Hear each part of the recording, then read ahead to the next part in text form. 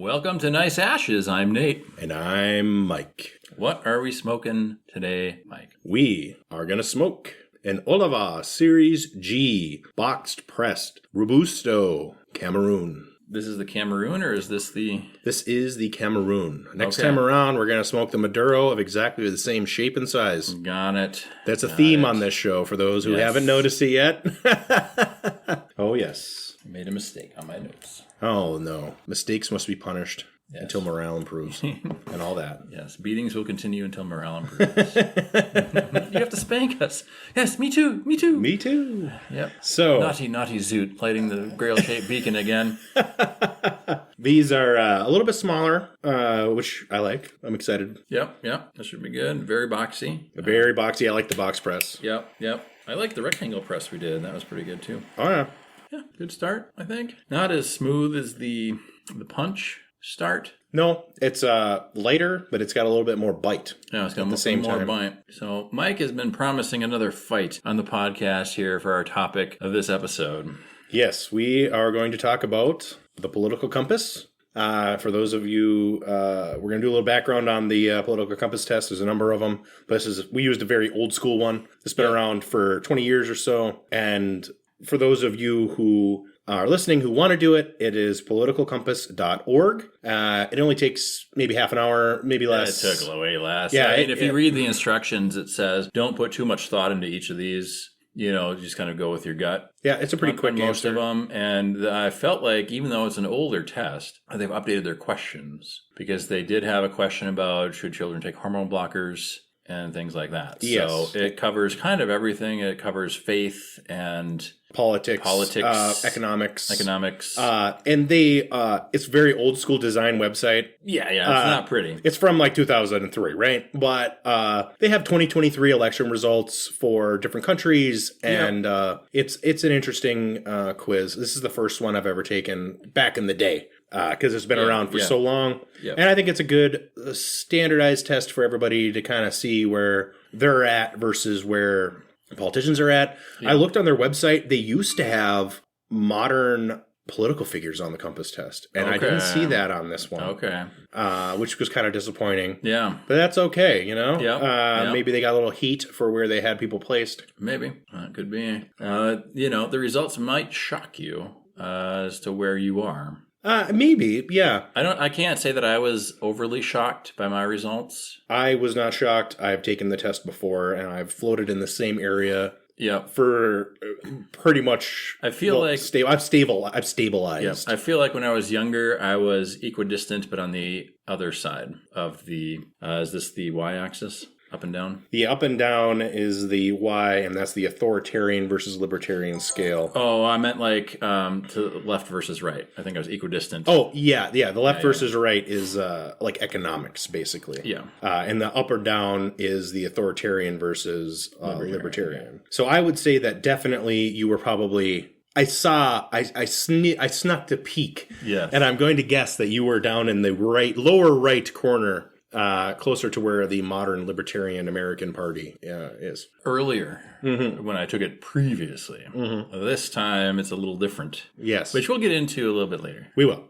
Like you said, it's maybe 20 minutes. Yeah, it kind of depends. I mean, if you're not up to speed on some of the certain current-ish events... it wasn't asking, are you taking Palestine's side or, Gaza's side or Israel's side or Hamas's side or... No, but it does have questions like, do you value religion in your child's education? Oh, yes, it does have questions like that, but they're not necessarily topical what's currently going on in the news questions. They're questions that you can answer based on your feelings and then should apply to most circumstances that arise. Yes. So they're not topical questions, they're more deep-rooted questions, but they're not complicated questions.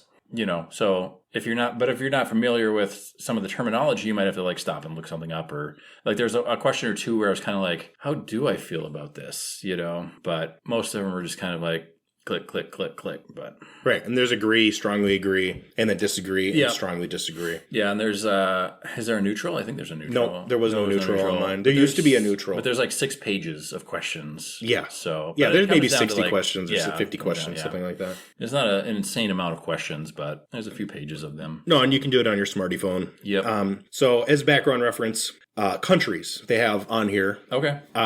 So in the right-wing, slightly libertarian corner, they have Uruguay and Switzerland, Yeah. which in America we would consider Switzerland to be a liberal country. Yep. But on this compass test, it's right because of the economic freedoms, because Switzerland has a lot. It's a very free market-based economy Yeah. that has social structure or like a social safety net, so to speak. Yeah. Yeah. But that's not necessarily on this test. That doesn't necessarily make it left wing. Yeah, it's not so much conservative versus liberal Yeah, in the American context. in the American context of it. And the other interesting thing about some of these charts is that the results, when people quantify these things, the results aren't generally what you would expect. So I had an instance where I was talking with somebody and they were basically saying how liberal and far left-wing NPR was. And there's another site for news media sources, and it will put them on the spectrum of,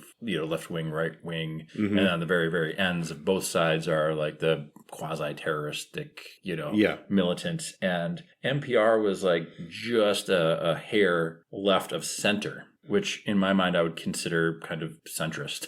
Yeah, it is centrist. But you've got people that watch the other news outlets that are on the far right, and they think that NPR is far left, which from where they are, yes, it is far left. Yes. But on the grand spectrum, it is not far left. No. So they don't have the United States on this chart or the political parties. Okay. But in the past, the Democrats have been slightly to the left, like 1 point to the left. Yep. And also 1 or 2 points to the authoritarian side. Yep. And the Republicans have been like 4 points to the authoritarian side and like over here in this corner, like 8 points, 7 points to the right. Yep. Because our Republican Party is pretty authoritarian. Yep. And pretty right wing by comparison to the entire spectrum of political thought. Yep. Right. But I think the problem is that both the Democrats and Republicans are on the authoritarian side of things, and we really need some other people that are not. They are. In my opinion. They are. So Switzerland is only 2 points to the libertarian side on this chart. At Switzerland, when we think of Switzerland, we think lefty loonies. Yeah. So now you can get an idea of where it's going to place everything. Yeah. So North Korea is as far to the left and as far to the authoritarian as you can get in the corner. Yeah. So they're 9 or 10 and 10 or 9.5 and 9.5. Yeah. Because they are very controlled economically. Yeah. And they are also obviously extremely controlled socially. Communist China is a 9 on the authoritarian scale and a 2 on the left politics. Okay. Because they are a freer economy than North Korea, but they have a lot of government control. Yeah. I mean, it doesn't take much to be freer than North Korea. No, it doesn't. We'll call it what it is. Yeah. And then Saudi Arabia and Singapore are both up and to the right. So they're both authoritarian, but they also have very quote unquote free markets. Yeah. Singapore is notoriously one of the freest economies in the world, but they also have a horrific authoritarian dictatorship that will throw you in prison for chewing gum on the street. But boy, do their streets look nice. Yeah, and their streets look great. Yeah. That's just a little back context of where everybody is. And then, of course, on this chart, they have the left authoritarian, the right authoritarian, which are basically our two political parties, even though our left-wing party is more centrist. Yep. And then they have left libertarian, which has no political representation in the United States, and the libertarian right, which would be the Libertarian Party in the United States would be libertarian right. Yep. The Green Party would be probably centrist and to the left, because they're not libertarian by any means. Yeah. They still want some government control on people. Yeah. And then, of course, like the Christian nationalist movement would be authoritarian, right? Yeah. Things like that. Yeah. Where do you think you'd put Osama bin Laden? Authoritarian right. Yes. For sure. And then back in the day, they had political characters, and Gandhi was libertarian left, and they had Stalin as authoritarian left, and Mao and those guys, and they had Hitler as authoritarian right. Yep. And things like that. Yep. Yeah. I think they had, now I can't remember his name. Pol Pot was authoritarian centrist, Okay. believe it or not. Okay. They had like these major political figures. Yeah.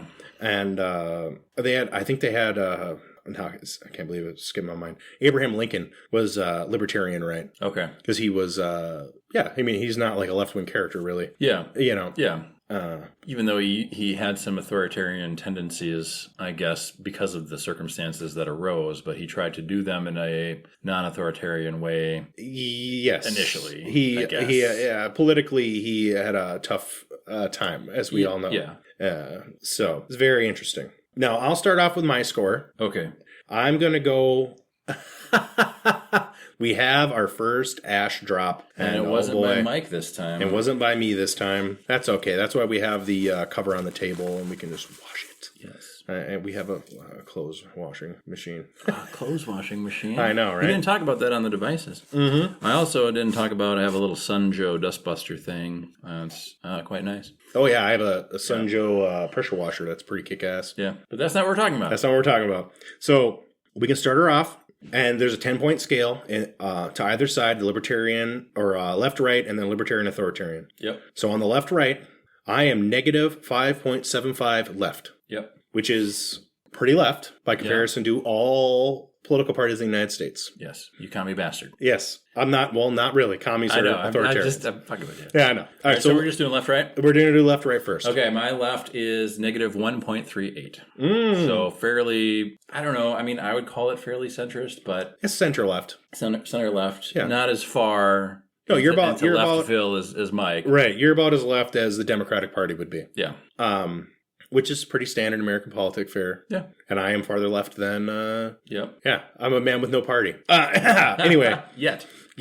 So social libertarian score, I am a negative 4.67, which puts me about 4.5 on the libertarian side of the authoritarian libertarian line. I am a negative 6.97, so almost a full 7 points down. Yeah, so you are much more libertarian than I am.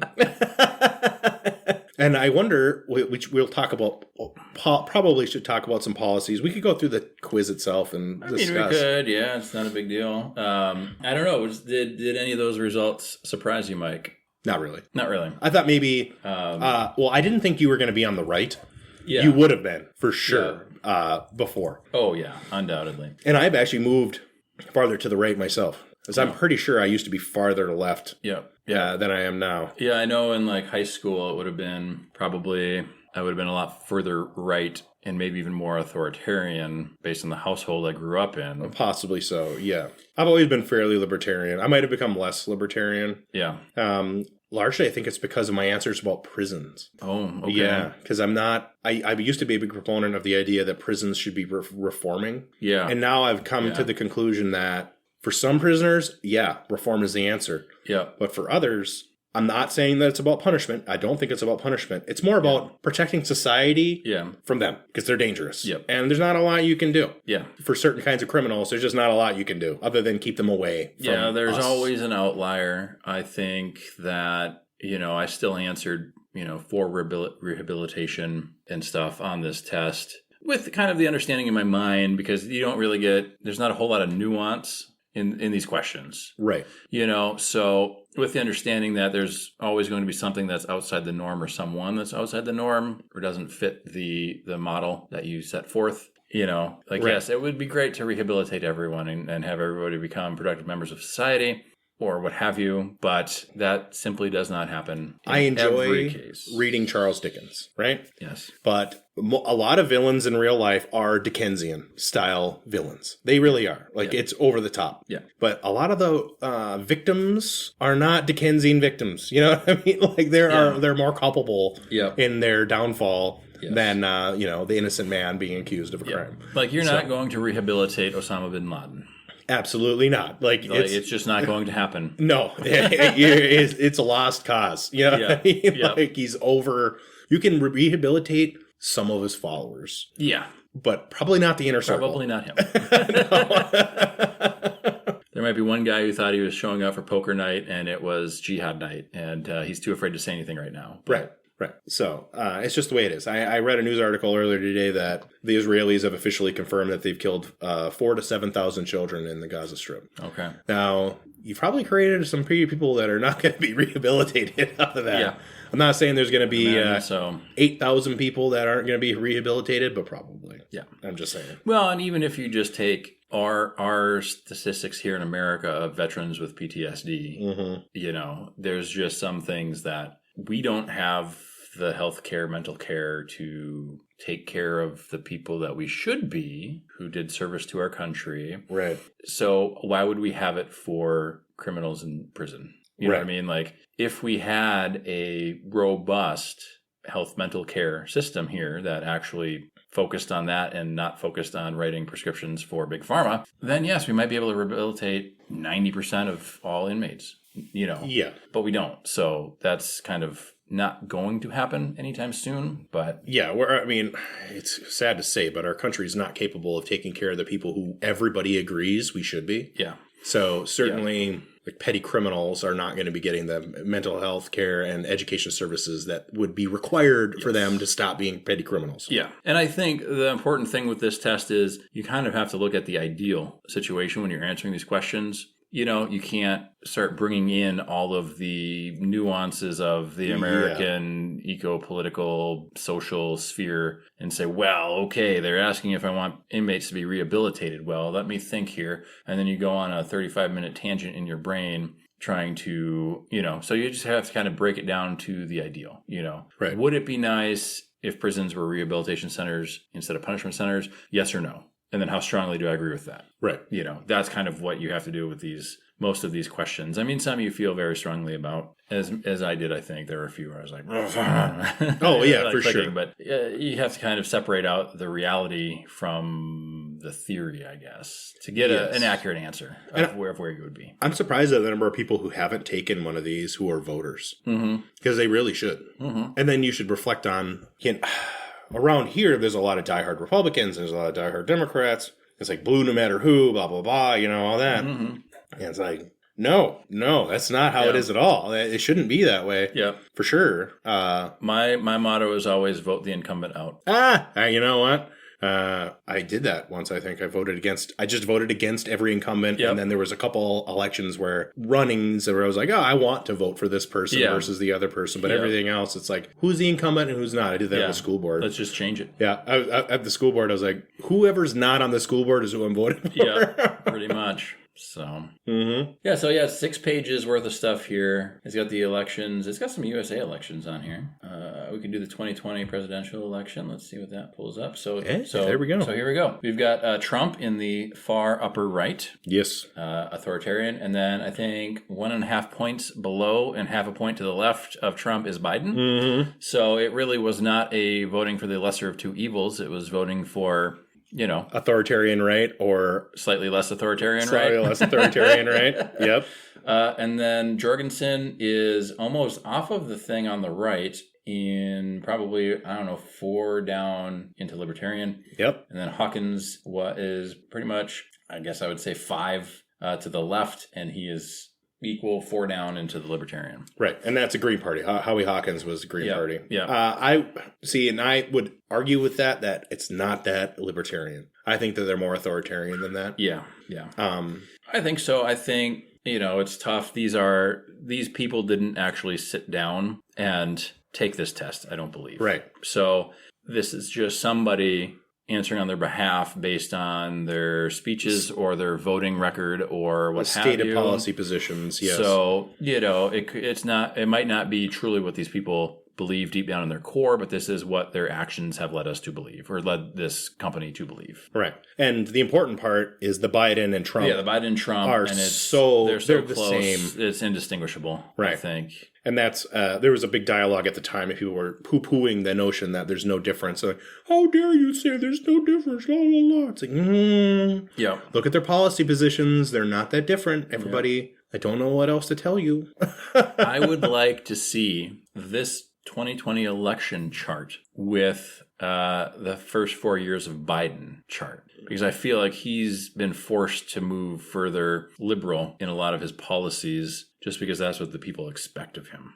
I think that he on the surface level, he's done lip service to the left. Yes. But in reality, I don't think that his actual policies have been left. He finished the wall, didn't he? Yeah, he's working on the wall now. Yeah, he's working on the wall. Didn't enact any additional legislation to go after employers to prevent illegal immigrants from getting employed. So, and that's very interesting. See, I couldn't find that. I guess I didn't start. Okay, well, and I'm on the desktop site, and you're on the. I was on the mobile site. Well, let's go down. I think this will be fun for us. Is the 2004 presidential election? Oh yeah.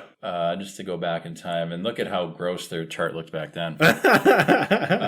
So you've got George Bush and John Kerry, and they're both. I mean, George Bush is a lot more authoritarian and a lot more right than John Kerry, but John Kerry is still in that right authoritarian quadrant. Absolutely. So it's when people say the American people have a choice, I'm not so sure. 2008. Oh, yeah, Sarah Palin was in this one. Okay. So Obama and now Joe Biden on this one is still authoritarian, but a lot more central. Yes. And Barack Obama is a little bit more right and a little bit more authoritarian than Joe Biden. And then John McCain is about where Biden is on this current map, up and right. And Sarah Palin is even further up towards authoritarian, but a little less right than John McCain. And Bob Barr, who is my choice, is more right than John McCain, but less authoritarian than that, but more authoritarian than Obama. But he was third party, so he wasn't going to win anyway. Is it Libertarian Party?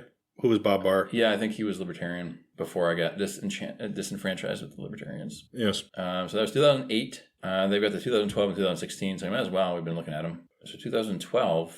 Oh, yeah, Mitt Romney. I forget all these people. Mitt the shit. Yeah. Mitt the shit. And here now, Barack has drastically gone up into the right further than the previous election. And Mitt Romney is just a half or quarter further right and further up than they're almost identical. Almost identical. So, and if you remember correctly, and I do, it was the election to end all elections. It would be the end of the world if Mitt Romney were to become president because he was so conservative or something like that, even though it was like pretty much exactly the same candidate. So that's 2012, and then we'll do 2016. Which is the big one. The big one. And here we've got a little bit more difference now, but it's still not really. Like, I don't think it's a big enough difference. So we've got Hillary Clinton midway up the authoritarian axis, and she is 8 out of 10 on the right wing. And then you've got Donald Trump, who is 9 out of 10 on the authoritarian and maybe 8.5 on the left-right. So he's farther left than Hillary Clinton, which he is. Yeah. He was. But here's, I think, the problem is that all the way back till 2004, which is as far back as the site goes, is all of our presidential candidates have been in this upper right quadrant. Yes. We haven't had a change. So if you're talking about left, right, or you're talking about drastically different, you're not. It's not drastically different at all. No. So, but especially not by comparison. If you take like my perspective, where I'm left libertarian, I really don't see a difference from I'm so far away politically from any of these candidates. Well, you and I are both. I mean, I'm a little more central than you and a little more libertarian than you, but we're in the exact opposite quadrant, looking across the midpoint. Yes. Far across the midpoint to see both sides that are running in our presidential elections. Yeah, absolutely. And I don't know, that shouldn't be, I don't think, personally. Right. And, 16, if you go back to the 16 election, I was working on the Dakota Access Pipeline. And that's the year that Jill Stein came out and was like spray painting. Yeah, she's down the left libertarian, but she's not that libertarian. She was out there at the DAPL trying to whip up these protesters who were stealing cattle. And of course, I was living there and working on the pipeline, so I'm dealing with the negative consequences of these protesters who are professional protesters, basically. Yeah. And the lady who blew herself up with a bomb, who's a professional protester and all this stuff. Yep. And I viewed Jill Stein at the time as being left-wing, but also more authoritarian than I was comfortable with. Yeah. Given her support of this crazy nonsense and I believe, and of course this is hindsight, so I can't remember. But I think she was part of a protest and broke into a little yard where they're storing equipment and they were vandalizing equipment and construction vehicles. And it's like, really? Yeah. It's an infrastructure project that everybody wants. Nobody wants to put the oil on a train and have it blow up in your town. Yeah. What's are we going to stop burning oil? No. Yeah. So what's the best solution then? Obviously, a pipeline. Yep. So maybe I'm just a little bit of an insider in the oil industry, so my perspective on that is skewed. Well, I think, it's easy to oppose pipelines because they're not terribly pretty, right? And if there's not a train on the train tracks, you can almost not see the train tracks across the landscape.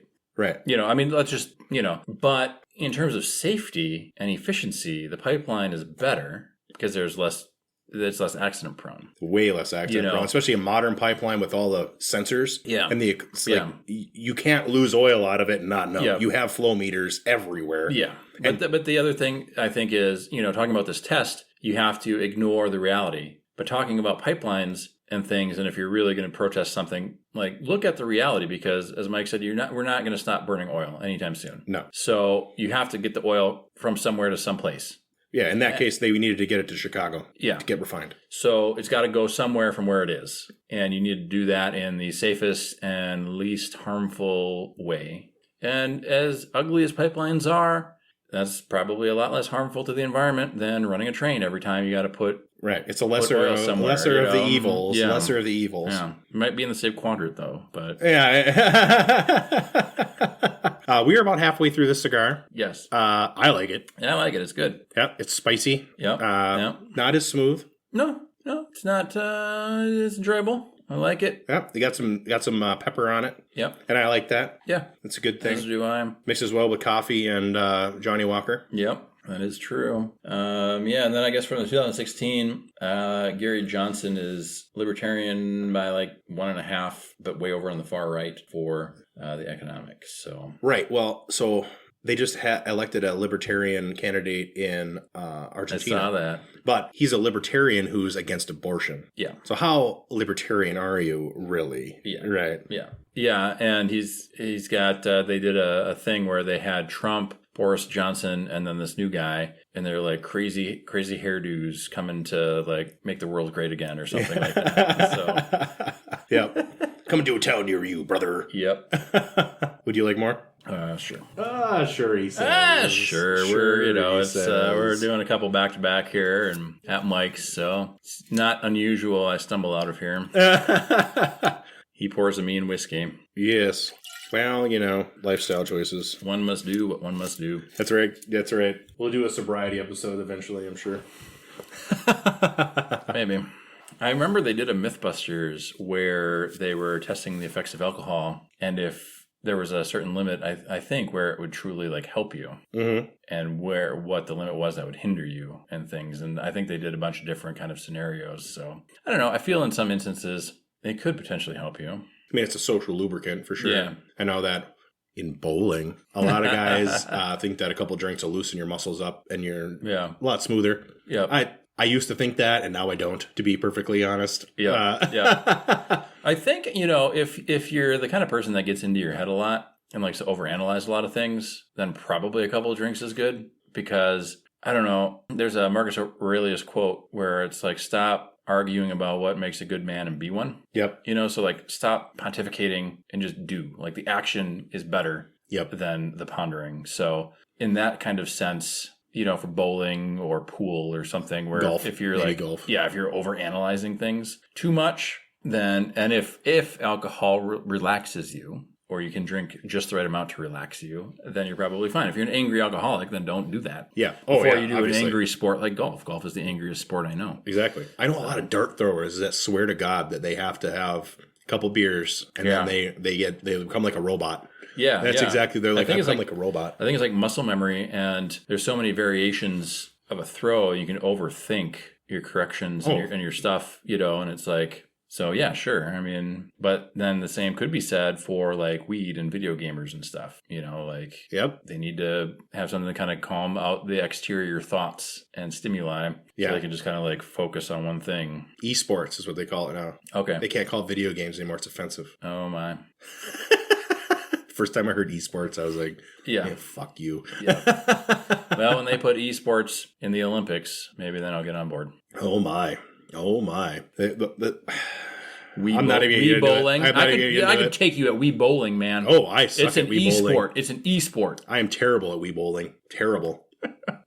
Absolutely horrible. I always try to put my wrist onto it. Yeah. Like it's gonna make it flip hard if I actually like flip it. Yeah, it's got 350 motion sensors in it, Mike. Yeah, so you exactly. Can put the right level of Yeah, spin on the ball. I'm you doing it, and I'm like trying to like change my hand position to make the ball move, and it's like doing nothing. I'm like, this isn't how bowling works. That's where Mike would need a drink or some weed, and then he would not have to worry about that, and he'd become a robot to do his bowling on weed.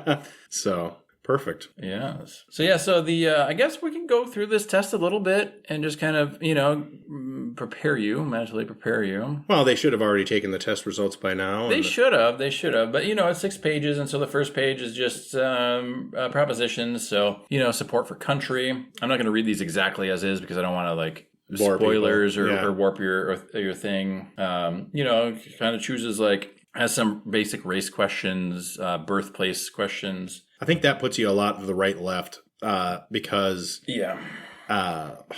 nationalism is definitely associated with the right wing. Typically, and the race questions are, of course, the right and left wing. The next one is all economy, and they're talking about attitudes and not necessarily the FTSE index, right? Whatever that is, but.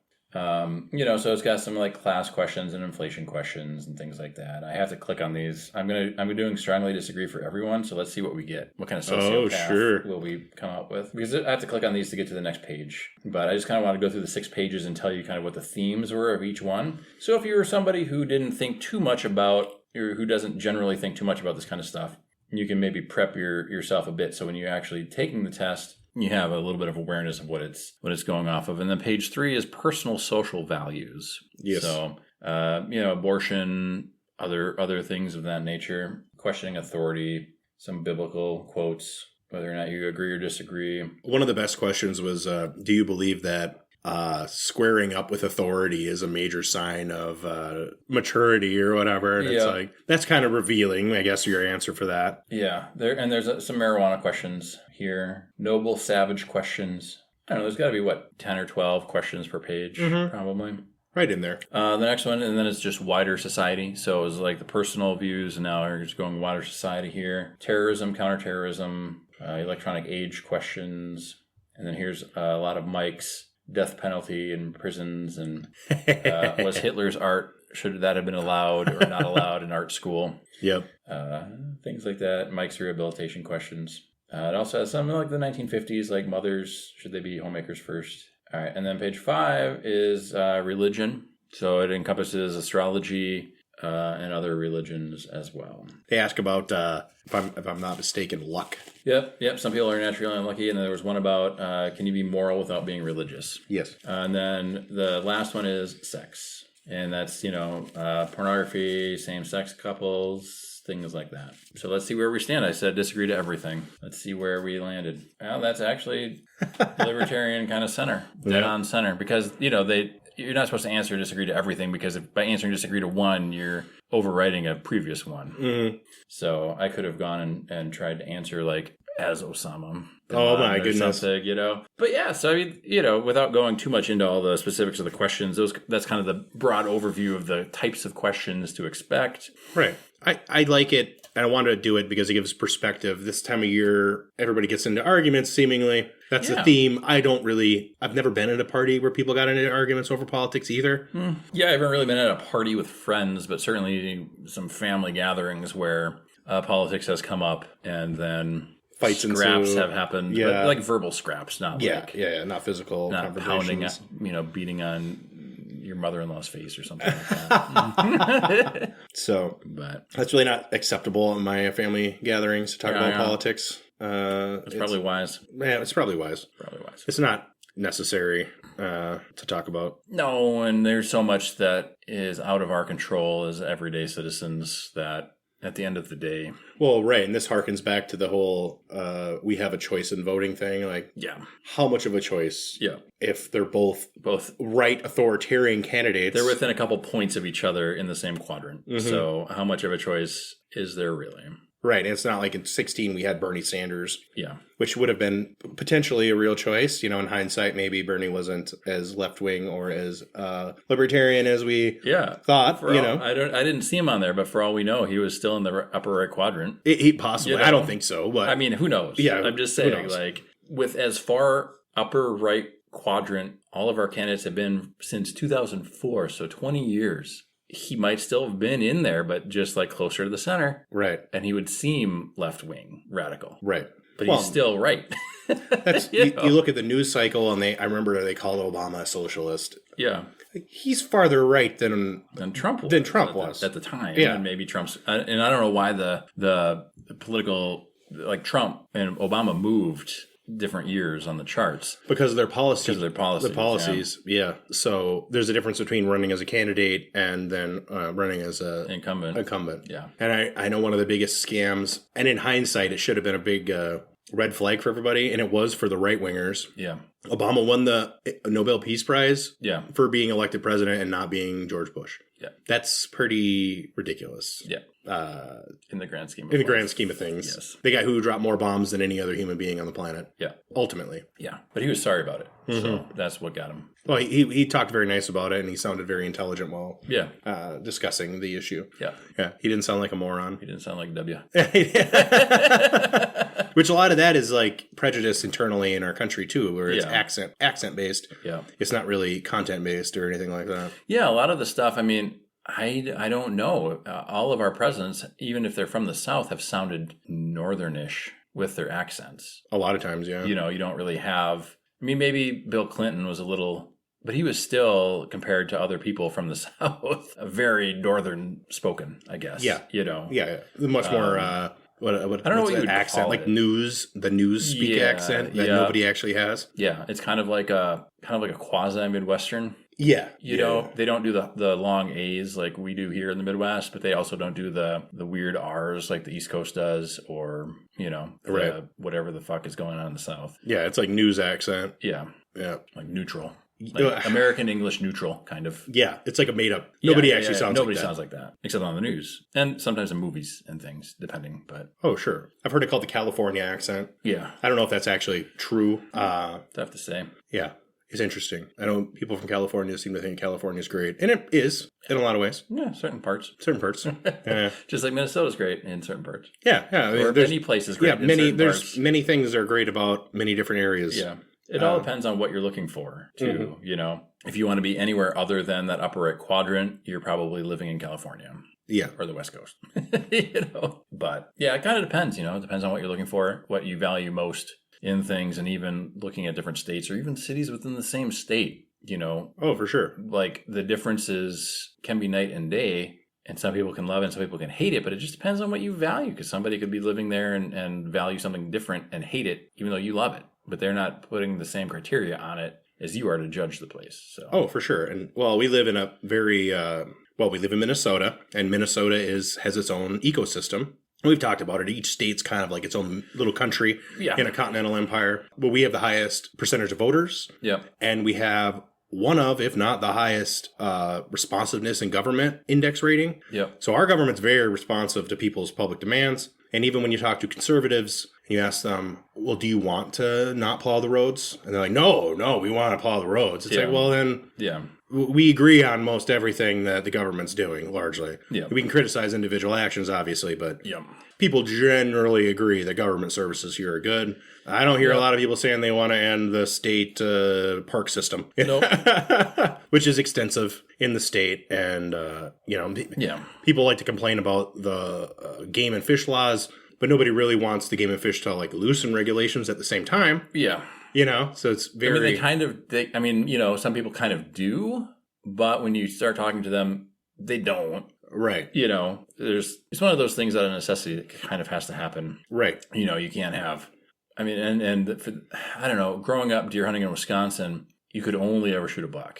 And here in Minnesota, it's kind of like, I mean, depending on the county, but... You know, where my Sarah went hunting, it was, you can shoot up to 2 deer and whatever. Nobody cares what they are. Just shoot them. or whatever, so it just, it depends on the county and the tallies and things. That your zones. In the DNR here really manages everything. Yeah, but but that's the thing is like you want to manage it, and a lot of these, what you would consider, or what normal people or people in big cities would consider these far right hillbillies who like to go hunting. They want to go and shoot all these deer and stuff. Well, that's not nice. And the response from these far right hillbillies, I'm just using air quotes, these far right hillbillies, usually will say, well, hunting is more about managing the population than it is about actually, just killing things to kill things. Right. And there's a bit of both. Like, it's not one or the other. There's a spectrum. And that's why the DNR steps in to hopefully curtail the actual far right hillbilly that is just killing whatever. Right. And keep making sure the management is there so that you still have deer, but you don't have. And there's been things where people have accused, at least where we used to hunt, they would accuse the auto insurance companies of influencing the DNR and saying you can take more deer out of an area, because we would go out and hunt and not see a deer for the entire 18-day season, then be like, well, or I think it was an 8-day season. And that's those automotive insurance companies. They don't want to pay out the deer crash claim. So they told the DNR to kill them all in this county or whatever. And I'm like, well, I don't know. Maybe there is. Minnesota, I don't know. It's a lot of CWD. They're trying to control CWD. They do kill-offs and stuff. And I know a lot of people complain about the regulations that they put on deer farms and stuff. Yeah. But there was a couple deer farmers that were caught illegally importing deer that weren't tested for chronic wasting, and they spread it around. And it's like, well, you have to have regulations to protect people. I don't know what else to say. Yep. You're more libertarian than I am, and I think a lot of libertarian policies are a little more fantasy than reality. Yeah, I would agree, because I think that ideally there should be the society, economy, and everything should be set up to where it is in the employers' and corporations' best interests to make the right decisions all the time. But how it's currently set up is their decisions that increase their bottom line is what's best for the companies, and then they get rewarded by the government for doing that. And that shouldn't be the case. Like, the whole mindset is wrong for a libertarian in our country. Right. Where it's like, hey, business owner, I don't want to have you have any regulations. Like, I don't want you to have those, but you're the scum of the earth, so you have to have them. Like, you understand this, right? Like, you're overworking, underpaying people, you're harming the environment, you're cutting every corner you can just to maximize your profits to the board. Like, you understand that you're the problem. You're the reason we can't have nice things. Right.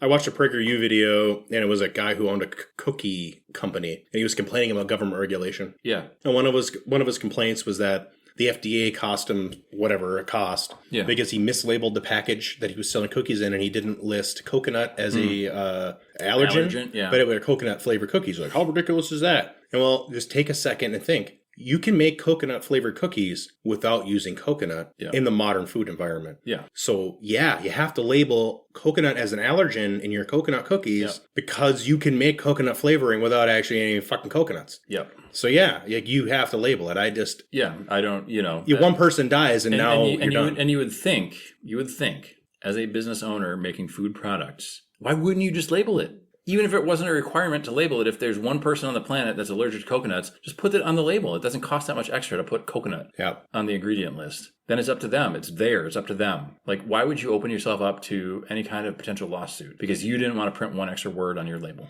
The same guy was complaining about the regulations on doors and things like that. And it's like, well, you're making cookies. There's allergens in cookies. You have to have... all the proper ways to set it up. Yeah. And then if there's some rules that are not right, that's why you have lawyers. Yeah. I don't understand. Well, and I think, like, ideally, it would be a consumer-driven economy where the consumers would take responsibility for their actions, which we know people won't do. I mean, the general population, I believe, will not take responsibility. No. But even if we did, the modern society, the modern economy is, if you vote with your dollar to not spend at these companies, then these big companies buy up other companies, so you're spending your dollar with them anyway. And then if you don't spend enough money with them, then the government bails them out and they're still around. Meanwhile, your shops you were patronizing go out of business because these other bigger companies have deals with the government. So you can't even, like, it's inhospitable to a libertarian mindset, our economy and society right now. Oh, for sure. It's like there's no way, it's too big to fail. No, let it fail. Let it fall and crumble. It's like the Bud Light effect. Yeah. Bud Light had a marketing campaign people didn't like for whatever reason. Doesn't matter. Then it's still money. The thing is that Bud Light's owned by Anheuser-Busch. Anheuser-Busch is owned by InBev. And they own all of the beer brands that are the top selling brands. Yeah. So if you switch from Bud Light, microbrews. Yeah, and a lot of microbrews also. So yeah, oh no, Modelo's number one. Well, Modelo's owned by InBev, so what's the difference? Yeah, they win either way. Yeah, and then, I'm drinking Busch Light now. And Busch Light's made by Anheuser-Busch, which is the same. It's the same company. It's not even the parent company. It's the same company. Yeah, they're in the same building. Yeah, it might even be the same exact beer with a different printing on the can. Yeah. For all I know. Yeah. I mean, I don't. Yeah. It wouldn't surprise me. Wouldn't surprise me either. So I'm sure there's like one or two recipe changes between the two. Sure. Possibly. Sure. You know what I mean? Yeah, right. So unless you're going to go to like a small company, even Leinenkugels is owned by a larger company. Yeah. So that's the one thing I like about New Glarus is they are not owned by anybody else, and they kicked the Bud Anheuser-Busch people out. Nice. Because they wanted to buy them up. But nice. Yeah, they bought up a lot of microbreweries, and a lot of microbreweries here in Minnesota have gotten so big to the point where they're not legally allowed to sell growlers anymore. Yep. So they sell in-house pints, and then you can go buy their canned and bottled beers elsewhere. And they might be owned. I don't know. I've never done a research on which of our Minnesota breweries are owned by InBev. How much of your life do you want to spend on that stuff? You know. No, I know. And that's one of the things. Yes. So yes, I am burning my fingers. Yes, you are. It's a very good cigar. It's very good. It's getting dark and spicy. Yeah. I was kind of surprised because it's a mid color wrapper. It's not real dark. Yep. But those Cameroon wrappers can be a real surpriser, I think. Yeah. So I would recommend this. Oliva is a good brand. Everybody knows that. Yep. So and pretty much any cigar that puts their name in big letters on the wrapper is good. We've had some where it was like the undershade, and then you had to look up online, buy so and so, and it's like, okay, got it. Sure. But what about Gurkha? Because Gurkha's real. Yeah, Gurkha's up and down. They're up and down. You have to be real but we just careful. you understand about Gurkha that they're up and down. Yeah. But when we say like Rocky Patel, usually it's going to be good. Oliva, it's going to be usually good. Yep. At least consistent enough to warrant another smoke. You might not want a box of them in your house, your humidor, but you're not going to be disappointed hugely by smoking an Oliva or Rocky Patel or, a CAO. CAO, unless you're doing some good. of the weird flavors. But, yeah. By and large, safe bets. Safe bets. Safe bets. So I think that's it for the episode. That's it. Thanks for listening. Be safe, have fun.